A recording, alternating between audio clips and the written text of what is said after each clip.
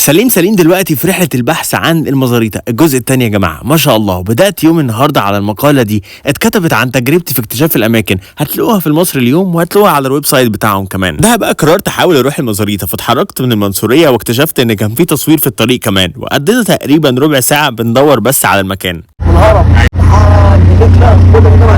لكن المرة دي رحنا مكان مختلف تماما. اول ما تدخل الشارع هتحس ان انت دخلت بلد لوحدها. اكتشفت ان المكان فيه فيلل كتير قوي لفنانين واراضي زراعيه كمان، زي ارض فنان احمد مظهر وفيلا عادل امام، لكنهم كانوا بعاد قوي عن المزاريطه. وصلت لنفس المكان اللي كنت فيه المره اللي فاتت، واكتشفت ان كل الناس تقريبا حفظوني، وعرفت كمان ان الناس هنا شافوا الفيديو. رغم من ده بعد نص ساعه محاوله مع المسؤول عن تصوير المكان برضه رفض ان اصور، مع انه شاف الفيديو اللي فات. فحسيت ان طالما حاولت فده الاهم. تاني مره اجي المكان معرفش اصور، بس مش عايز اكون جيت على الفاضي. انتوا هتقدروا تساعدوني ان اوصل الفيديو لكل المسؤولين عن تصوير والانتاج للكبير قوي، وادخل اصور اللوكيشنز سواء المكان من بره او المكان الداخلي كمان. ولو انتوا مستغربين انا ليه بعمل كل ده، فببساطه لاني ما بحبش استسلم للرفض في اي حاجه في حياتي، وبحب المغامره في ان اشوف الاماكن المشهوره او المختلفه سواء في مصر او في اي مكان بالعالم. وبعدها الجو قلب تماما، كان يوم صعب بس مشوق قوي. تابعوني لتجارب مختلفه اكتر واكتر. انا سليم، سلمكم الله.